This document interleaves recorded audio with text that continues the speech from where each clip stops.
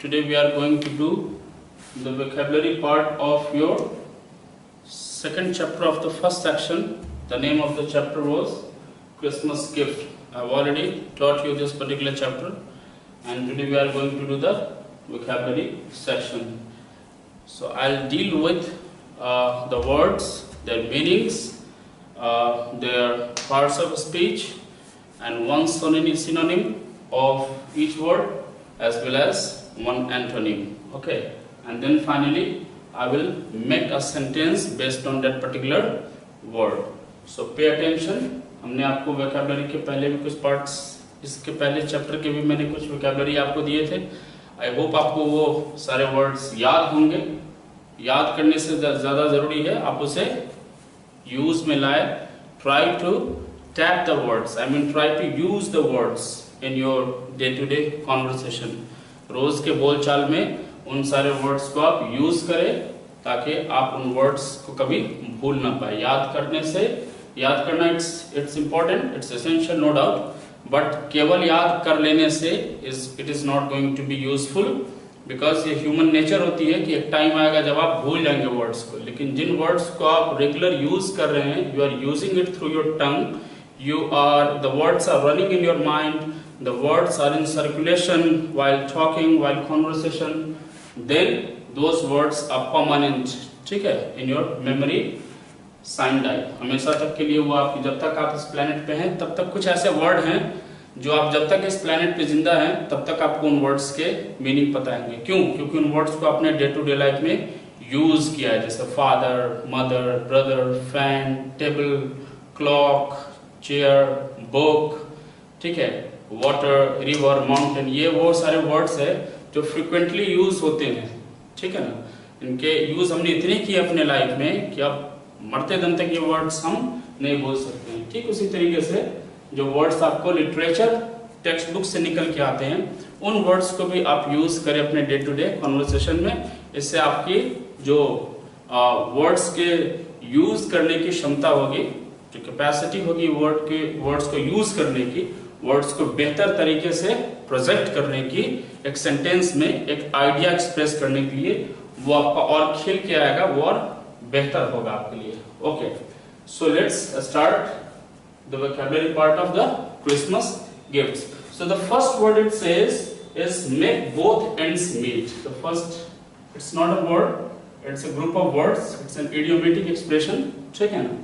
इसका मतलब हुआ, देखते हैं, मेक बोथ एंड्स मीट. इसका मतलब होता है पैसे कमाना, इतना पैसे कमाना जितने से तुम्हारा लाइफ चल जाए, एक इंसान की लाइफ चल जाए. जिंदगी जीने के लिए जो पैसा कमाया जाता है, the money in order to spend a life happily and sufficiently, that process of making money is called make both ends meet. Okay, so its meaning is earn just enough to meet your requirements.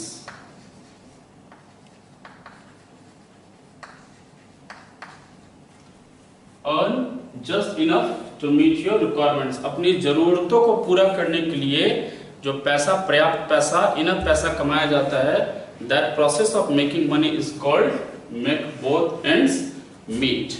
ठीक है ना. इसका एक हम synonym देखेंगे, आप इसे note करते चलिए, ठीक है ना.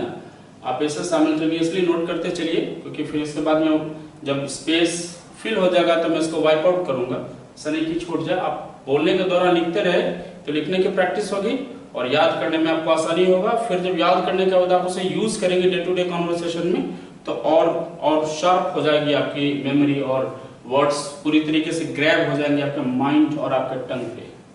तो आप इसे नोट करते चले. So make both ends meet मतलब पैसे कमाना, इतना पैसे कमाना जितने से हमारा घर चल जाए, ठीक है ना. That is called make both ends meet. इसका एक सिनोनिम होगा earn, पैसा कमाना, इसी से earn ले लेंगे. और earn का एंटोनिम क्या हो जाएगा? spend खर्च करना, और इसका एंटोनिम हो जाएगा स्पेंट। स्पेंट, ठीक है, क्लियर है। चलिए अब इसे हम सेंटेंस बनाते हैं।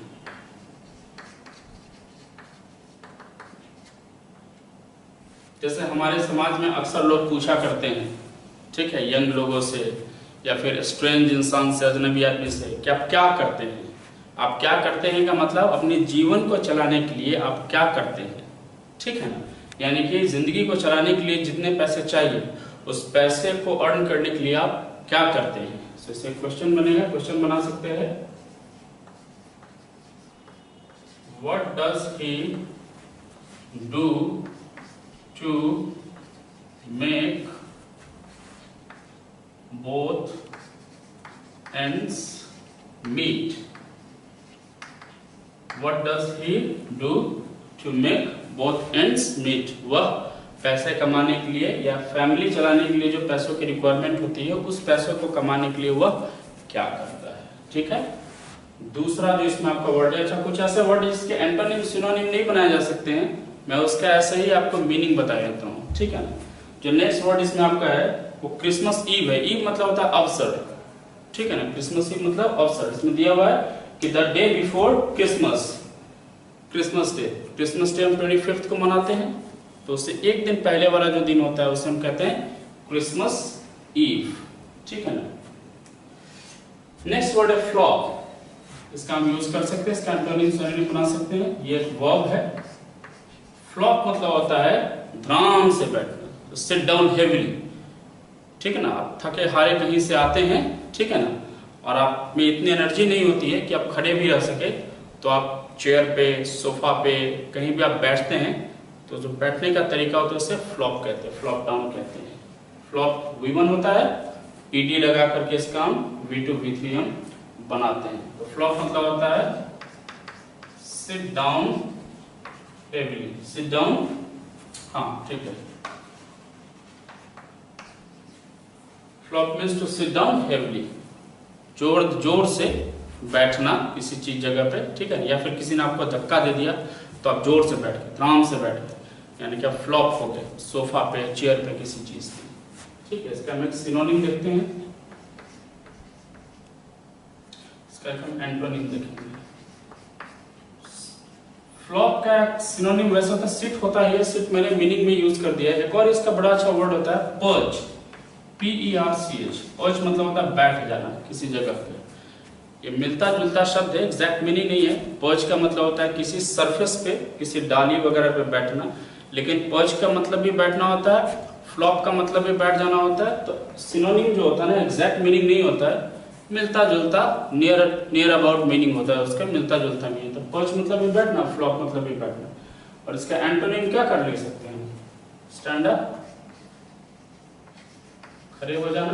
आप कहीं बैठे होंगे, आप कहीं बैठे होंगे तो आप खड़े हो जाएंगे, ठीक है। तो एंटोनिम हो गया इसका। तो इसे हम सेंटेंस बनाते हैं।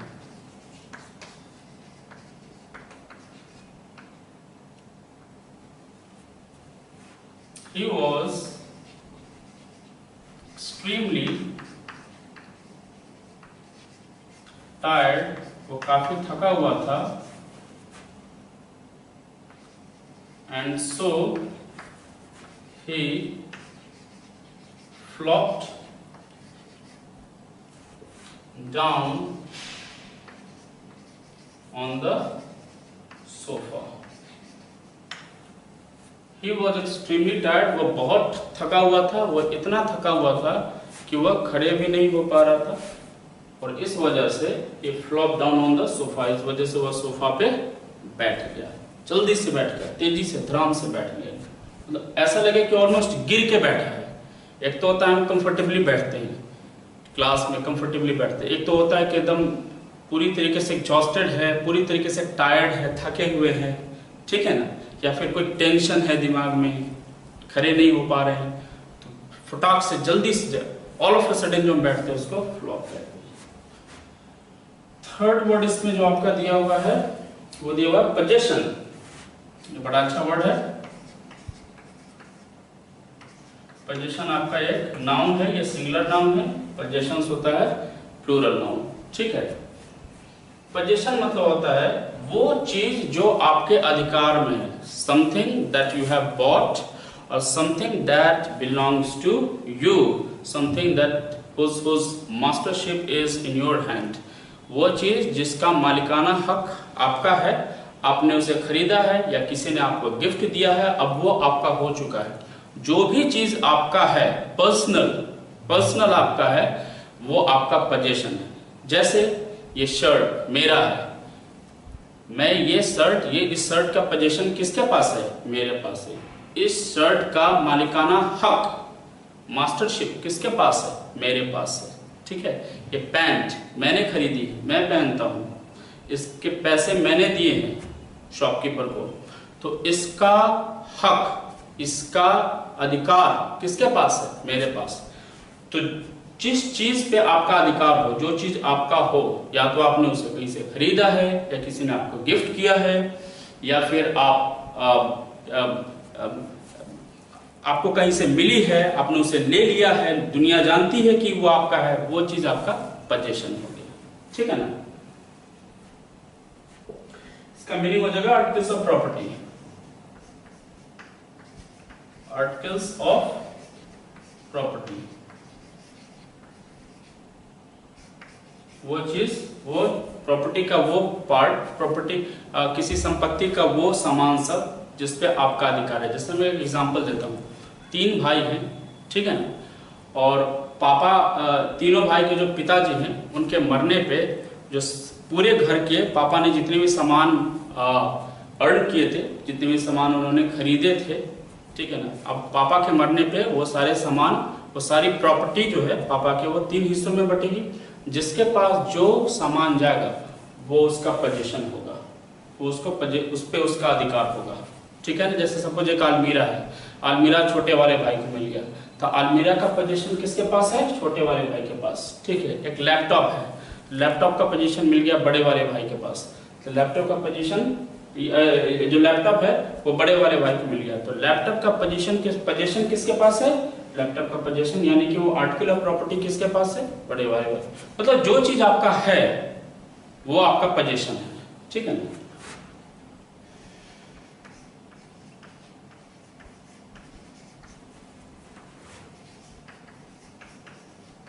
हम एक सिनोनिम और एक एंटोनिम देखेंगे, ठीक है। तो इसका हम सिनोनिम ले लेते हैं, कीपिंग कहते हैं इसको। कीप वैसे तो वर्ब होता है, कीपिंग जो होता है ना, नाउन होता है। ये आपने शायद पढ़ा होगा, जेरंड आपको पढ़ाया गया होगा। वर्ब का 4th फॉर्म जब नाउन बन करके सेंटेंस में आता है उसे जेरंड कहते हैं। कीप वर्ब है, इसका 4th फॉर्म कीपिंग है। ये यहाँ पे वर्ब बन करके नहीं, यहाँ पे नाउन बन करके आया है। जो चीज आपका है उसे हम कीपिंग कहते हैं। कीपिंग में एस लगा देंगे तो कीपिंग्स हो जाएगा, प्लूरल है। कीपिंग सिंगुलर है और कीपिंग्स प्लूरल हो जाएगा। पोजीशन सिंगुलर है, पोजीशंस प्लूरल हो जाएगा। और इसी पोजीशन का एंटोनिम हम डिस लगा करके, प्रीफिक्स लगा के बनाते हैं, डिस्पोजिशन। इसे में डिस लगा देंगे, आपको पता है DIS, डिस प्रीफिक्स लगाने से एंटोनिम बन जाता है नाउन का, ठीक है ना, या वर्ब का। तो हम इस तरीके से इसका एंटोनिम बना सकते हैं। तो पोजीशन मतलब वो आर्टिकल ऑफ प्रॉपर्टी, किसी भी संपत्ति का वो सारा सामान जो आपके अधिकार का है, उसे हम पोजीशन कहते हैं। इसका सिनोनिम मतलब कीपिंग। कीपिंग मतलब जो आप अपने पास रखते हैं, जो आपका है। और डिस्पोजिशन मतलब जिसको आपने दूर कर दिया अपने से, वो अब आपका नहीं है, उसको हम कहते हैं डिस्पोजिशन, ठीक है। ठीक है, ओके।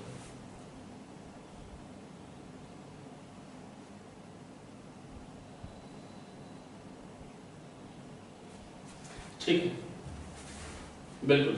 अब इससे हम सेंटेंस बना लेते हैं।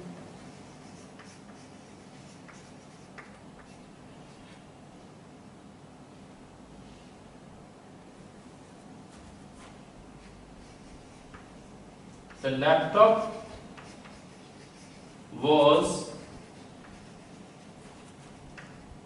in my elder brother's possession.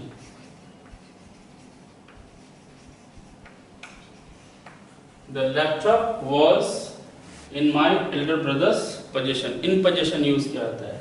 Laptop जो एक आर्टिकल ऑफ प्रॉपर्टी है, संपत्ति का एक हिस्सा है, वो किसके अधिकार में था? वो मेरे बड़े भाई के अधिकार में था, यानी कि उस पर मालिकाना हक किसका था? मेरे बड़े भाई का था। So the laptop was in my elder brothers possession. ठीक है, ये 3 वर्ड हो गए, आप इसे नोट डाउन करें।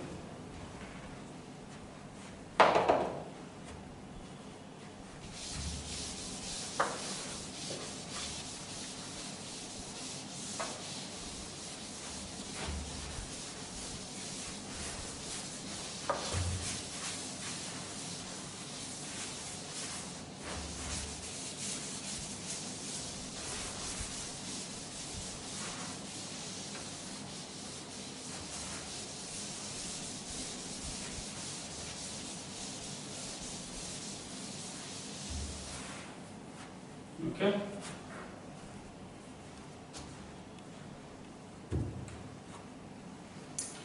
ओके, 3 वर्ड्स हो गए।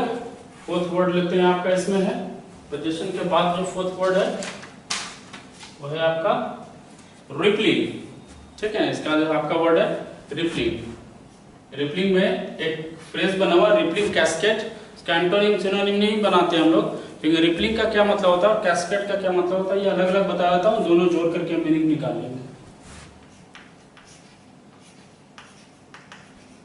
रिपलिंग ये यहाँ पे इस रिपलिंग कैस्केड में ये रिपलिंग यहाँ पे एडजेक्टिव बन करके आया है। वैसे रिपलिंग वर्ब होता है, RIPPLE, रिपल इसका वर्ब फॉर्म होता है। जब वर्ब फॉर्म को आपने पढ़ा होगा नॉन फाइनाइट्स में, जब वर्ब के 4th फॉर्म को यानी कि वर्ब के ING फॉर्म को हम किसी नाउन का को क्वालिफाई कराने के लिए यूज करते हैं तो उसे पार्टिसिपल कहा जाता है। ठीक है ना, तो ये रिपलिंग जो है पार्टिसिपल है आपका। ठीक है, रिपलिंग मतलब होता है बहता हुआ, flowing, something that is flowing away.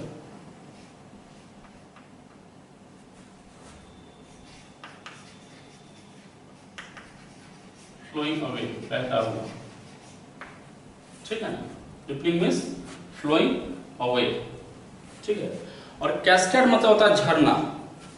झरना समझते हैं, पानी का झरना। तो पानी का झरना क्या होता है? बहते हुए चला जाता है। जब एक हाइट से नीचे गिरता है तो फिर वो रिपल करना स्टार्ट करता है, वो बहना स्टार्ट करता है। ठीक है, इसका एक हम सिनोनिम देखेंगे, इसका एक हम एंटोनिम देखेंगे। ठीक है, इसका एक सिनोनिम हम फ्लो ही ले लेते हैं। रिपलिंग मतलब फ्लोइंग। कोई चीज अगर बह नहीं रही है तो क्या है? वो रुकी हुई है, कहीं एक जगह स्टे की हुई है। रिपलिंग का हो जाएगा स्टेइंग, एक जगह रुकी हुई। रिपलिंग मीन्स बहता हुआ, फ्लोइंग।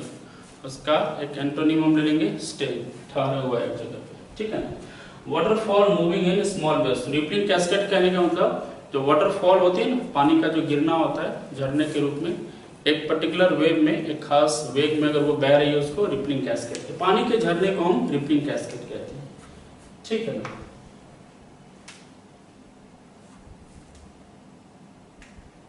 ठीक है, यही कुछ है।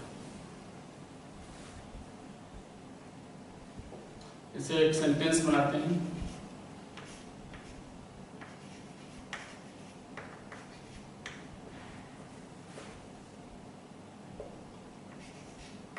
Delar's hair fell like a rippling cascade. Rippling cascade. Delar's hair, डेला ने, आपको याद होगा चैप्टर मैंने पढ़ाया था कि जब डेला ने अपने बाल खोले तो वो झरने की तरह बह गया नीचे। जैसे पानी के झरने ऊपर से नीचे बहते हैं ना, तो उसने बाल जब खोले तो पूरा बाल का लेंथ जो था वो नीचे की तरफ फ्लो हो गया, बह गया, यानी कि बहा नहीं, वो गिर गया। ठीक है, नेक्स्ट जो वर्ड है आपका इसमें प्लैटिनम। आपको पता है ये एक तरह का प्रेशियस मेटल होता है। कर्लिंग आयरन्स, कर्लिंग आयरन इसके एंटोनिम सिनोनिम नहीं बनाते हैं। कर्लिंग आयरन वो एक तरह का डिवाइस होता है जिससे बालों को कर्ल किया जाता है, बालों को घुंघराला किया जाता है। ठीक है ना। चॉप क्या होता है, चॉप जो होता है, चॉप मतलब वैसे तो काटना होता है, कट इनटू पीसेस, ठीक है ना। चॉप मतलब काटना, ज्वाइन मतलब जोड़ देना, लेकिन यहाँ पे चॉप का मतलब दिया गया हुआ है मीट के पतले पतले टुकड़े, थिक स्लाइस, सॉरी मोटे मोटे स्लाइस, मोटे मोटे टुकड़े मीट के, मांस के मोटे मोटे टुकड़े को चॉप्स कहा जाता है, ठीक है। नेक्स्ट जो आपका वर्ड है इसमें, वो एक अच्छा वर्ड है जिसका एंटोनिम सिनोनिम बना सकते हैं, वो हम लिखते हैं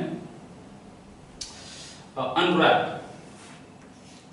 अनरैप ये एक वर्ब है, रैप का एंटोनिम होता है unwrap.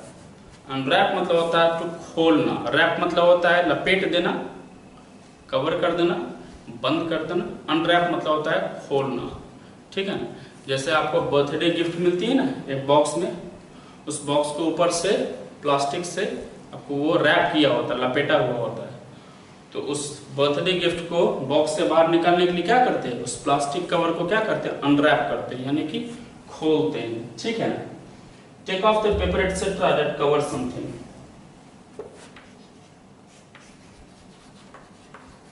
Take off the paper etcetera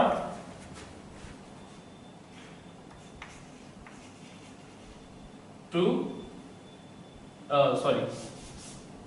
that covers something।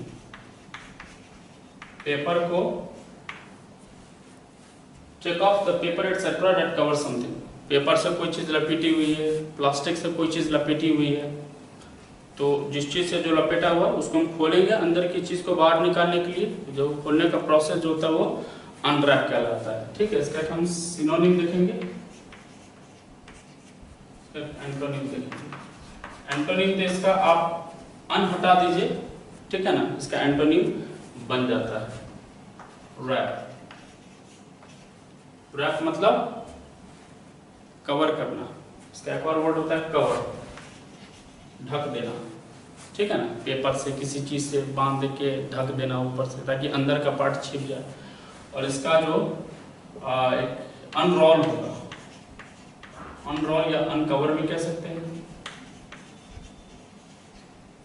खोल देना। अनकवर मतलब खोल देना, अनरैप मतलब खोल देना, अनरोल मतलब खोल देना, रैप मतलब ढक देना, लपेट देना, कवर मतलब ढक देना, लपेट देना, ठीक है। इसे एक सेंटेंस देखते हैं।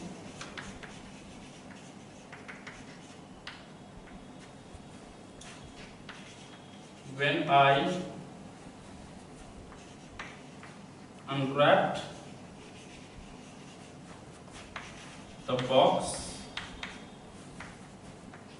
I found a toy in it।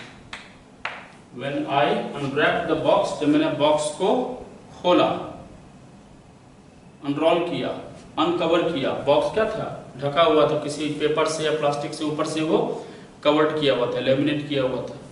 जब मैंने उसको खोला तो मुझे अंदर में क्या मिला, एक टॉय मिला, एक खिलौना मिला, ठीक है। नेक्स्ट वर्ड इसमें आपका अवाइल, सिक्स्थ वर्ड अवाइल। यह है एक एडवर्ब। अवाइल मतलब होता है थोड़ी देर के लिए, for a short period of time, for the shortest period of time, बहुत कम समय के लिए, ठीक है ना। For a short time, for a short time, थोड़ी देर के लिए, ठीक है ना, थोड़ी देर के लिए। आसान मीनिंग है, एक एडवर्ब है, इसका हम एक सिनोनिम लेंगे और एक हम एंटोनिम लेंगे, ठीक है। तो अवाइल का सिनोनिम हो जाएगा ब्रीफली। ब्रीफली, ब्रीफली मतलब ये होता है बिल्कुल थोड़ी देर के लिए, ज्यादा समय के लिए, हमेशा के लिए नहीं, थोड़ी देर के लिए। और इसका एंटोनिम होगा फॉरएवर, फॉरएवर या फिर ऑलवेज, फॉरएवर, ऑलवेज, ब्रीफली। अवाइल सब एडवर्ब है। अवाइल मतलब होता है ब्रीफ पीरियड के लिए, थोड़ी देर के लिए। अब फॉरएवर मतलब हमेशा के लिए, ऑलवेज, ठीक है ना। अर्थक्वेक जो आता है ना, अवाइल आता है। अर्थक्वेक थोड़ी देर के लिए आता है, हमेशा अर्थक्वेक नहीं रहता है, ठीक है ना, हमेशा अर्थक्वेक नहीं रहता है। विंड जो आता है वो अवाइल आता है, हवा का झोंका थोड़ी देर के लिए बहता है, 10 मिनट, 15 मिनट, 20 मिनट, बहुत से बहुत आधे घंटे, हमेशा के लिए नहीं रहता है हवा का झोंका। ठीक है ना, एक सेंटेंस हम देखते हैं। The train stops at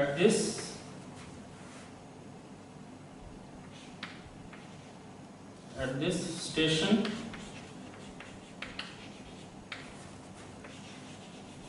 for a while.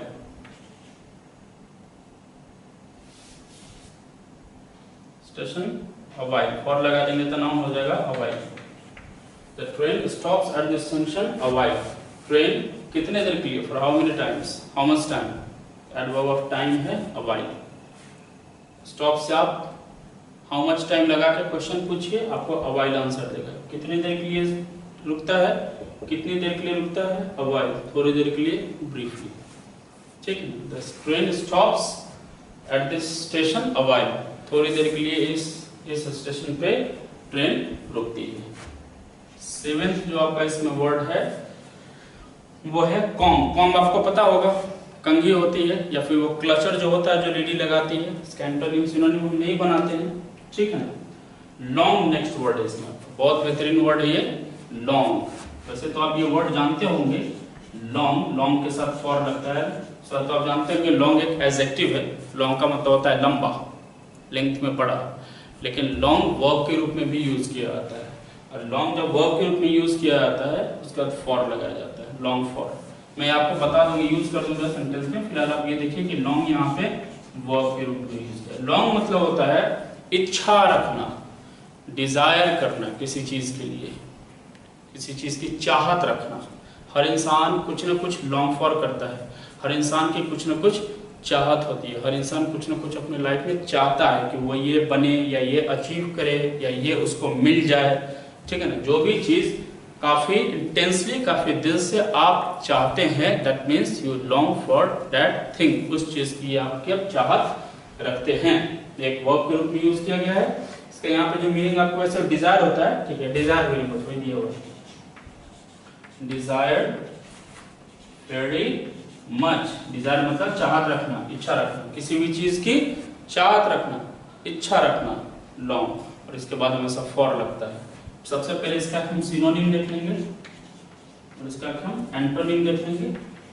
ये सब, इन सबों की डीप स्टडी कीजिएगा, इसे याद कीजिएगा, यूज कीजिएगा सेंटेंस में। या पे एग्जामिनेशन पॉइंट ऑफ व्यू से मैं दे रहा हूँ कि आप फर्दर आप कॉम्पिटिटिव एग्जामिनेशन कॉम्पिटिटिव एग्जाम में बैठेंगे तो उस कॉम्पिटिटिव एग्जामिनेशन के पॉइंट ऑफ व्यू से आपको ये सारे वर्ड्स दिए जा रहे हैं कि आपको ये फर्दर यूज होंगे। ये सारे वर्ड्स आपको आने वाले टाइम में कहीं ना कहीं किसी न किसी एग्जामिनेशन में antonym, synonym, fill in the blanks, cloze test इसमें आ ही जाता है, क्योंकि ये बहुत फ्रिक्वेंटली यूज। मैं वो सारे वर्ड दे ही नहीं रहा हूँ जो आपके किसी काम का नहीं है, मैं वो सारे वर्ड दे रहा हूँ जिसको आप स्पोकन में भी यूज कर सके।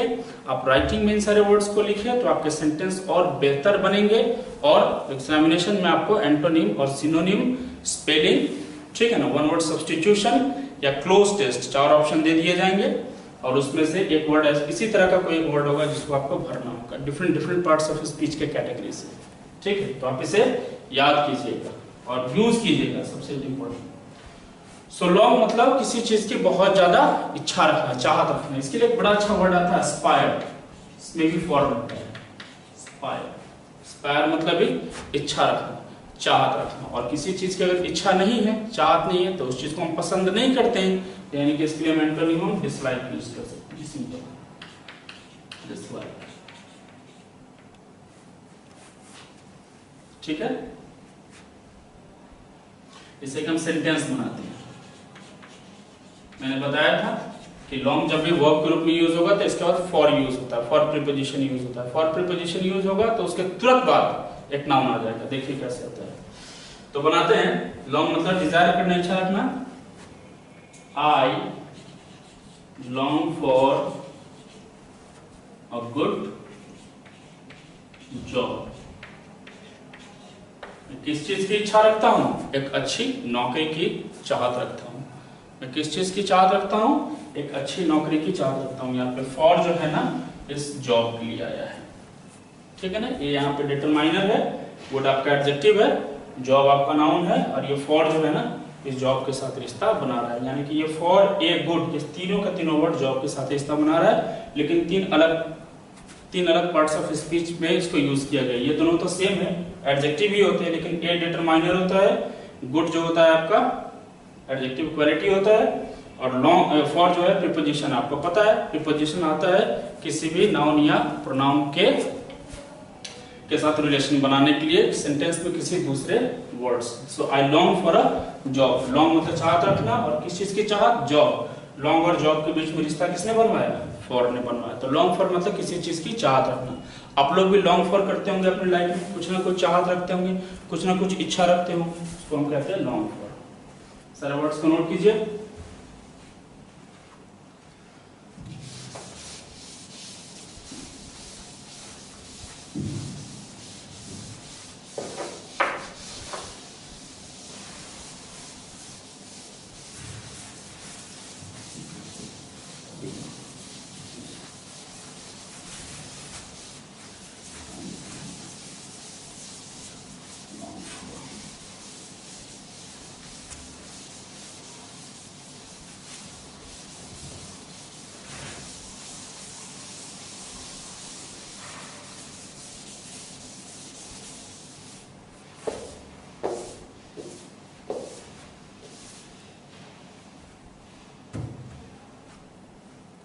चलिए नेक्स्ट जो आपका इसमें वर्ड है वो ट्रेस है। इसका एंटोनिम सिनोनिम बनाते नहीं, ट्रेसेस मतलब लॉक्स ऑफ हेयर। आप देखते होंगे लेडीज जो होती हैं लंबे बाल को एक सर्कुलर वे में, राउंड वे में लॉक बना लेती है, उसे किसी क्लचर से कनेक्ट कर देती है ताकि वो बाल एक जगह ठहरा रहे। वो बालों का गुच्छा जो होता है ना उसे ट्रेसेस कहते हैं, ठीक है। नेक्स्ट इसमें आपका वर्ड है अडोर्ड। ये बहुत अच्छा वर्ड है, 8 नंबर वर्ड होगा ना शायद, 1 2 3 4 5 6 7 8 नंबर वर्ड है। चलिए अडोर्ड, ये एक वर्ब है। अडोर्ड मतलब होता है किसी चीज की खूबसूरती को और बढ़ा देना, ठीक है ना। यहाँ पे जो आपका मीनिंग दिया हुआ है add to the beauty, add to the beauty, किसी चीज की सुंदरता में और 4 चांद लगा देना। टू ब्यूटिफाई समथिंग, किसी चीज की खूबसूरती को और बढ़ा देना। जैसे जो हमारे यहाँ लेडीज होती है, औरतें होती है, वो ऑर्नामेंट्स पहनती है, आभूषण पहनती है, खुद ही बहुत खूबसूरत होती है वो, और ऊपर से अगर वो एक नेकलेस या ईयर रिंग इस तरह का कुछ वो पहनती है, और अपने फेस पे कुछ ऑइंटमेंट्स लगाती है, यानी कि फेस पे कोई फेस पैक वगैरह लगाती है, कोई क्रीम लगाती है, तो उससे उनकी खूबसूरती क्या होती है और बढ़ जाती है, उनकी खूबसूरती में कुछ इजाफा हो जाता है, ऐड हो जाता है उनकी। तो अडोर्ड मतलब होता है खूबसूरती को बढ़ावा देना, ठीक है। Add to the beauty, add to the beauty, ठीक है। ये वर्ब है, इससे हम सिनोनिम देखेंगे, और एक एंटोनिम देखेंगे।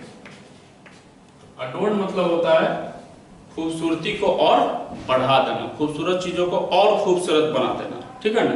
जैसे घर है बहुत अच्छा, बहुत बढ़िया, बहुत अट्रैक्टिव, बहुत अच्छा घर है, और बेटी की शादी है घर में, तो घर पे वो लगाते हैं ना, वो जो टेंट वाले लगाते हैं, जो भी लगाते हैं, वो क्या करता है, उस घर की खूबसूरती को और बढ़ा देता है, ठीक है। लाइटनिंग वगैरह जो होती है मैरिज के दौरान, उससे घर की खूबसूरती और बढ़ जाती है, ठीक है। या फिर घर पे आप अच्छी पेंटिंग लगाते हैं, तो घर के आपके पेंटिंग जो हो, आउटर पेंटिंग अच्छे से हो, तो घर की खूबसूरती और बढ़ जाती है, ठीक है।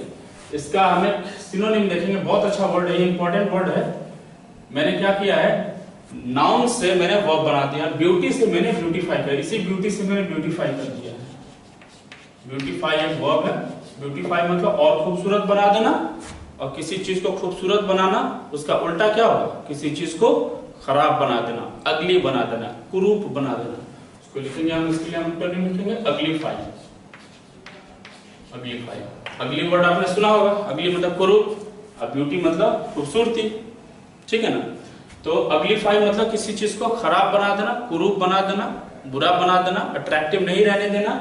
और ब्यूटीफाई मतलब किसी चीज को या किसी इंसान की खूबसूरती को और बढ़ा देना, खूबसूरती में और चार चांद लगा देना। ठीक है,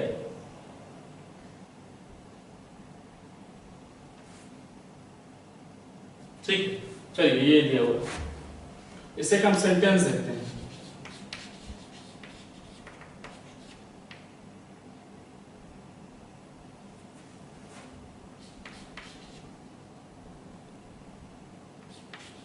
He told me to adorn the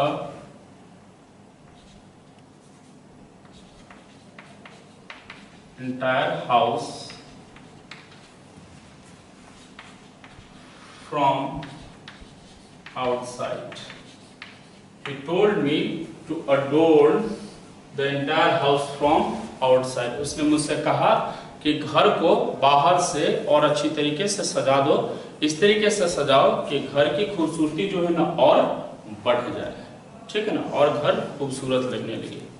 ठीक है ना, 9th नंबर वर्ड देखते हैं आपका इसमें क्या है। ठीक है, इसमें जो है 2 वर्ड मैंने निकाले आपके लिए अंदर से, जिसका आपको मीनिंग तो पता होगा शायद, उसके एंटोनिम सिनोनिम कुछ अच्छे वर्ड दे देता हूं मैं, ताकि आपको एग्जामिनेशन पॉइंट ऑफ व्यू से काम आए। वर्ड मैंने निकाला सडनली, ये एक एडवर्ब है।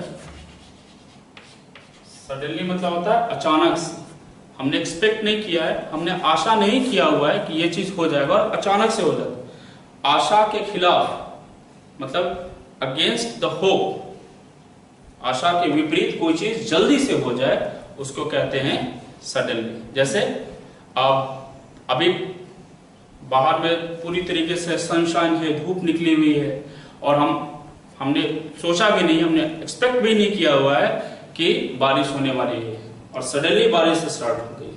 मतलब अचानक से बादल, कहीं कोई क्लाउड वगैरह नहीं लगे हुए हैं आसमान में, विंड नहीं चल रही है, धूप निकला हुआ और अचानक से बारिश स्टार्ट, ऐसा होता भी है। उसे कहते हैं हम कोई भी काम जो अचानक से हो जाए, फटाक से हो जाए और अनएक्सपेक्टेडली हो जाए, यानी कि हमने एक्सपेक्टेशन नहीं किया हुआ उससे कि वो चीज होगा, उसे कहते हैं सडनली। इसका एक हम मीनिंग निकालेंगे, quickly and unexpectedly. Quickly, unexpectedly, quickly, suddenly, तीनों एडवर्ब है। कोई भी काम जल्दी से हो जाना और हमने एक्सपेक्ट नहीं किया था कि ये चीज हो जाएगा। ठीक है, इसका हम एक सिनोनिम बनाते हैं, इसका एक एंटोनिम बनाते हैं, वैसे हम सेंटेंस बनाते हैं।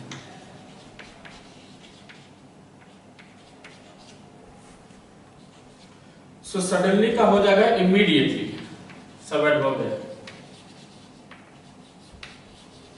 IMMEDIATELY, immediately. इमीडिएटली मतलब अचानक से, और कोई चीज अचानक से ना हो, धीरे धीरे हो, जल्दी से नहीं हो, तेजी से नहीं हो, तो फिर कोई काम कैसे होगा? धीरे धीरे होगा, स्लोली होगा। ठीक है ना, तो इसका एंटोनिम बनाएंगे ग्रेजुअली। ग्रेजुअली हमारे बॉडी में ग्रोथ सडनली नहीं होती है, फटाक से हमारी बॉडी में ग्रोथ नहीं हो जाता है। हम कभी बचपन में 1 फीट के भी नहीं होते, 2 फीट के, 2.5 फीट के होते हैं। तो 2.5 फीट से कोई इंसान 6 फीट का हो जाए, वो अचानक से नहीं हो जाता है। उसकी जो बॉडी की ग्रोथ होती है ना, वो ग्रेजुअली होती है। ग्रेजुअली मतलब धीरे धीरे, आराम से। और कोई चीज क्विकली हो जाए, जैसे ब्लिंकिंग हम क्विकली करते हैं, सडनली करते हैं, अचानक से हमारी पलकें झपक जाती है। हम सोचते, एक्सपेक्ट भी नहीं करते, हम सोचते भी नहीं है और हमारी पलकें झपक जाती है। ठीक है ना, इसे एक सेंटेंस बनाते हैं। अच्छा, ये immediately, gradually, quickly, unexpectedly, suddenly, ये सारे के सारे एडवर्ब्स। ठीक है, हाँ, अब इसे हम सेंटेंस बनाते हैं। इट स्टार्टेड रेनिंग सडनली, अचानक से बारिश होनी स्टार्ट हो गई। आसमान में कोई क्लाउड नहीं था, आसमान में कोई बादल नहीं थे, विंड भी नहीं बह रहा था, हमने एक्सपेक्ट ही नहीं किया, हमने आशा ही नहीं लगा रखा था कि बारिश होगी, लेकिन अचानक से बारिश स्टार्ट हो जाती है, इमीडिएटली, क्विकली, अनएक्सपेक्टेडली, सडनली, ठीक है। और अगर आसमान में बादल लगे हुए हैं तो धीरे धीरे बारिश होनी स्टार्ट होगी। पहले ड्रिजलिंग होगी, बूंदाबांदी होगी धीरे धीरे, फिर इसके बाद रेन का जो स्पीड है या वाटर फ्लो का जो स्पीड है वो बढ़ेगा, धीरे धीरे बढ़ता है। तो रेन जो होता है ना, ग्रेजुअली भी होता है और सडनली भी होता है। अचानक से बारिश स्टार्ट हो जाती है और धीरे धीरे भी बारिश एक्सेलरेट होती है, धीरे धीरे भी बारिश की रफ्तार बढ़ती है। नेक्स्ट जो वर्ड हमने आपका इसमें रखा हुआ है वो है इसमें आपका फिक्स अपॉन। ये फ्रेजल वर्ब है, फिक्स अपॉन, ये वर्ब है, फ्रेजल वर्ब है। फ्रेजल वर्ब किसे कहते हैं? वर्ब और प्रीपोजिशन से मिलकर के, वर्ब और प्रीपोजिशन से मिलकर के जो बना हुआ वर्ब होता है उसको फ्रेजल वर्ब कहते हैं। फिक्स अपॉन मतलब होता है कहीं पे निगाहें जाकर के फिक्स हो जाना, अटक जाना, लगातार उसे देखते रहना, ठीक है ना। जैसे सपोज आपका फेवरेट क्रिकेटर अभी आपकी आंखों के सामने आ जाए तो आपकी आंखें वहां पे उस फेवरेट क्रिकेटर के पे चली जाएगी और लगातार टकटकी लगा करके फोकस करके सिर्फ उसे, जैसे सपोज मेरा फेवरेट क्रिकेटर है Virat Kohli, all of a sudden Virat Kohli आ गया सपोज इन केस, या फिर मैं जा रहा हूं कहीं विराट कोहली मुझे दिख गया, अरे विराट कोहली आया हमारे शहर में, तो अब मैं उस भीड़ में किसी को नहीं देखूंगा, मेरी निगाहें कहां पे फिक्स अपॉन रहेगी, कहां पे फोकस्ड रहेगी? विराट कोहली पे रहेगी, ठीक है ना। अभी आप लोगों का जो आइज है, आप लोग की जो कंसंट्रेशन है, आप लोग जो देख रहे हैं वो फिक्स्ड अपॉन है कहां पे? मुझ पे और इन सारे वर्ड्स पे, समझने पे, सीखने पे आपका दिमाग फिक्स्ड अपॉन है, ठीक है ना। तो फिक्स्ड अपॉन मतलब होता है टू फोकस ऑन समबडी और something, to focus on somebody, किसी आदमी पे बार बार टकटकी लगा कर फोकस करके देखते रहना, या समथिंग, किसी चीज पे, किसी चीज पे या किसी आदमी पे लगातार फोकस करके देखते रहना, फिक्स, यानी कि आपकी आईज फिक्स्ड अपॉन होगी उस चीज पे, आपने उसको टकटकी लगा करके देखना स्टार्ट कर दिया। इसका हम सिनोनिम देखेंगे और इसका हम एंटोनिम देखेंगे, ठीक है। ओके, सो फिक्स अपॉन का हम सिनोनिम ले लेते हैं, pay attention to, pay attention, ये भी एक फ्रेजल वर्ब है। पे अटेंशन टू, किसी चीज पे ध्यान देना, ध्यान देकर के किसी चीज को देखना या सोचना या समझना, ठीक है ना। और अगर आप किसी चीज पे ध्यान नहीं देते हैं तो उसे क्या करते हैं? नजरअंदाज करते हैं, अवॉइड कर देते हैं। इसके लिए एक वर्ड यूज होगा, अवॉइड, ठीक है। ओके, अब इससे हम सेंटेंस बनाते हैं।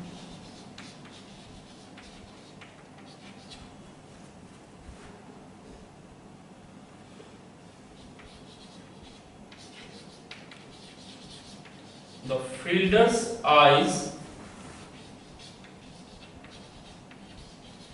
were fixed upon the ball in the air. The fielder's eyes were fixed upon the ball in the air. जैसे कोई बैट्समैन लॉफ्टी शॉट खेलता है ना, तो हवा में गेंद जाती है तो कैच करने के लिए फील्डर अपनी आंखों को फिक्स अपॉन कर देता है उस बॉल पे अटेंशन करता है, पूरी तरीके से वो कंसंट्रेट करता है उस गेंद पे, उसकी नजरें गेंद से हटती नहीं है, तब जाकर के वो कैच कर पाता है। अगर वो बॉल आ रहा है उसके पास, वो छोड़े, वो सोचेगा रहने दो, अवॉइड करो, होगा ऐसे खड़े हो जाएगा, नजर रहेगी यहाँ, बॉल ऊपर, और ऐसे हाथ लेके खड़े हो जाएगा। अबे आना होगा कैच तो आएगा हाथ में, नहीं आना होगा तो नहीं आएगा, उसे कहेंगे अवॉइड। वो चाह ही नहीं रहा है, वो नजरअंदाज कर रहा है कि कैच नहीं हो, लेकिन ऐसा होता तो नहीं है। हर फील्डर क्या करता है? उसकी आंखें फिक्स्ड अपॉन हो जाती है उस बॉल पे, फोकस्ड हो जाती है, पूरा अटेंशन हो जाता है उस बॉल पे, ताकि वो उसे कैच कर सके। तो इस तरीके से आपका ये 10 वर्ड का मैंने वोकैबुलरी सेक्शन खत्म किया। आप इसे याद करें, ठीक है, आप इसे याद करें, इसे यूज करें। एंटोनिम सिनोनिम तो जरूर ही आप इसे याद करें, क्योंकि फर्दर एग्जामिनेशन में आपको काम देगा। एंटोनिम सिनोनिम याद करने से क्या होता है? एक तो आपकी वोकैबुलरी अडोर्न होती है और ब्यूटीफाई होती है और आकर्षित, अट्रैक्टिव होती है आपकी इंग्लिश, और आपके वर्ड की जो लिमिट होती है, वर्ड का स्टॉक होता है, वो मेनी टाइम्स मेनी फोल्ड्स वो इंक्रीज होता है, कई गुना ज्यादा वो बढ़ता चला जाता है। तो इन सारे वर्ड्स को आप याद करें, पार्ट्स ऑफ स्पीच, ठीक है, इसके मीनिंग, इसके एंटोनिम, सिनोनिम, मैंने जो सेंटेंस बताया है उसे याद करके लिखने की कोशिश करें और उसके बाद उस पार्ट्स ऑफ स्पीच से को यूज करें, उस वर्ड को उसी के पार्ट्स ऑफ स्पीच के फॉर्म में एक सेंटेंस में यूज करें, खुद से एक नया सेंटेंस बनाएं, ठीक है। एक सेंटेंस बने, उसके बाद उससे दूसरा सेंटेंस जोड़ें, तीसरे सेंटेंस को अटैच करें, करते करते आप देखेंगे कि एक वर्ड से आपने सेंटेंस बनाना स्टार्ट किया, उसी वर्ड से अटैच दूसरा सेंटेंस बना दिया, उसी वर्ड से ही रिलेटेड तीसरा सेंटेंस बना दिया और आपने देखा कि एक छोटा सा पैराग्राफ बन गया एक वर्ड से, ठीक है। तो इन सारे वर्ड्स को याद करें और फिर अगले सेशन में मिलते हैं। Thank you.